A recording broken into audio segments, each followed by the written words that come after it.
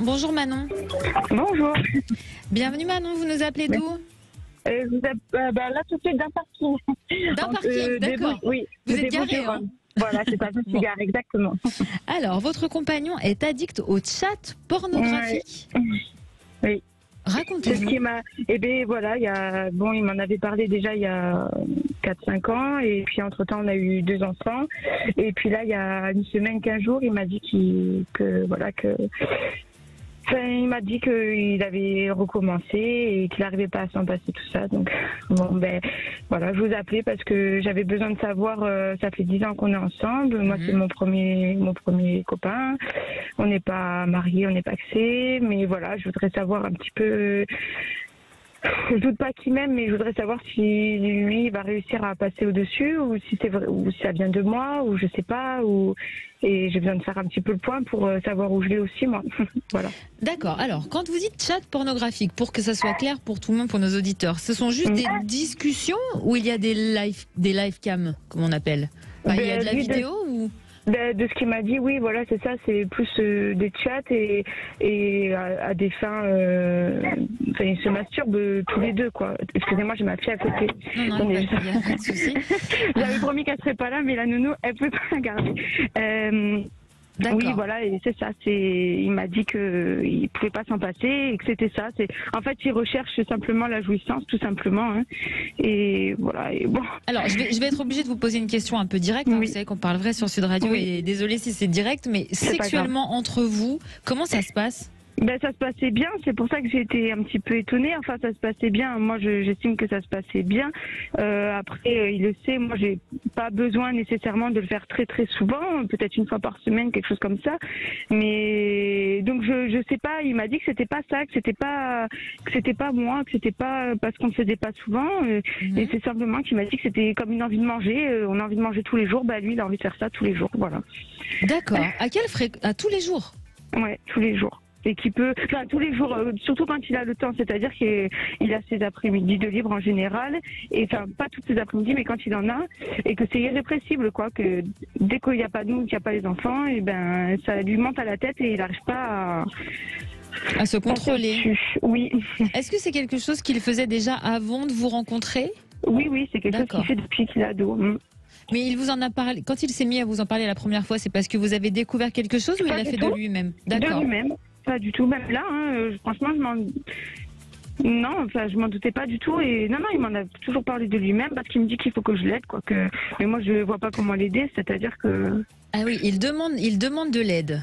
Il me dit oui que je dois l'aider mais pas dans le sens sexuel, hein, c'est de l'aide dans le sens d'être un soutien pour qu'il arrête, que je l'appelle dès qu'il a une pause, que je l'appelle pour qu'on discute, pour qu'il passe à autre chose. D'accord, voilà. Il vous demande de l'aider à décrocher de cette addiction. Ouais, exactement. D'accord. Alors, parce qu'il existe des addictions au sexe. Hein, oui, j'ai vu ça sur Internet. Oui, ça existe réellement. Est-ce qu'il a vu un thérapeute déjà? Et non, il m'a proposé qu'éventuellement on prenne rendez-vous chez un sexologue et tout, mais moi je veux bien, c'est pas le souci, c'est pas le truc, je veux bien. Simplement, je me dis, je pensais pas que... Voilà, je pensais pas ça de lui. En fait, c'est-à-dire que ça m'a perdu, quoi. D'accord. Voilà. Bon, alors, Alexandre, c'est un témoignage particulier. Oui, effectivement. Et peut-être... Mais ça existe. Effectivement. Ça existe, c'est la preuve. Et peut-être que c'est Brigitte Lahaye qui pourrait aussi bien répondre à ce genre de témoignage. Mais en tous les cas, par rapport à ce que je ressens et ce qui me semble, c'est cet homme a envie d'aller vers du changement, a envie de se sortir de ce qui semble pour lui être fragile. Alors, moi, je ne sais pas si on parle d'addiction ou pas, et ça, ce sera pas moi qui va pouvoir juger votre compagnon. C'est ce que lui estime, en tout cas. C'est ce que lui estime, mais à la fois, il est conscient de ça. À la fois, je pense qu'il y a une certaine forme de sincérité, hein, parce que il parle avec vous, il communique, il lui-même fait un peu un appel à tout ça. Donc, je sens que progressivement, il faut aller dans cette notion d'accompagnement, de vous faire aider l'aider avec des thérapeutes. Peut-être que il y a des fantasmes sur lesquels il a besoin d'assouvir et ensemble, même si vous n'avez pas des besoins aussi forts et aussi intenses que lui, mais peut-être que parfois il n'y a pas besoin d'avoir quelque chose de récurrent, mais tout simplement de trouver des moments qui soient un peu plus insolites ou d'apporter quelque chose de nouveau dans votre sexualité. Alors, je rebondis sur ça, Alexandre, justement, pour vous poser une question. Manon, est-ce qu'il a déjà proposé des choses un peu plus insolites pour votre couple ou vous? Est-ce que vous êtes fermé à ça? Non, il le sait que non. Ben non, quand il m'a demandé, on a essayé, j'ai réussi oui, j'ai pas réussi non, tant pis. Mais bon, ben vous savez, ça fait 10 ans qu'on est ensemble. Moi, on s'est connus, on était au collège. Bon, enfin, voilà, on a évolué tous les deux, vous voyez, c'est-à-dire qu'on a grandi tous les deux ensemble. On n'a pas eu d'autres partenaires, ni lui ni moi, donc. Mais vous avez expérimenté certaines choses un peu plus insolites, comme disait Alexandre.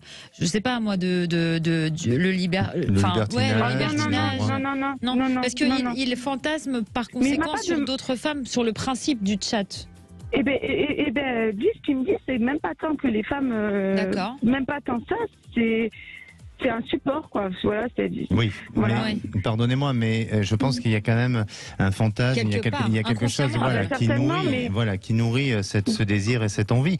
Mais à la fois, peut-être que ça va paraître, je veux dire, pas choquant, mais j'ai du recul par rapport à votre situation. Je sens que votre compagnon peut très bien sortir de ça et que c'est pas si grave que ça pour moi.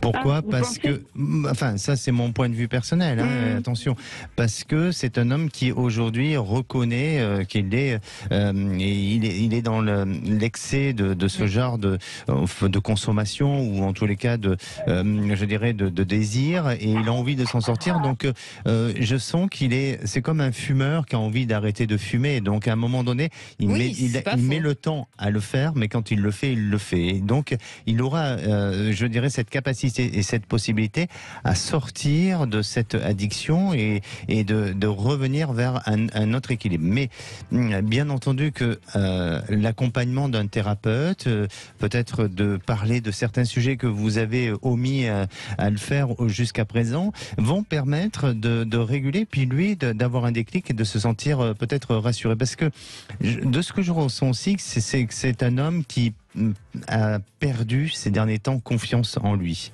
Et au travers de cette perte de confiance, il se réfugie vers quelque chose d'une forme d'addiction. Ça pourrait être très bien l'alimentation, l'alcool ou d'autres choses. Ça pourrait. Mais je sens que voilà, il a besoin de reprendre confiance en lui.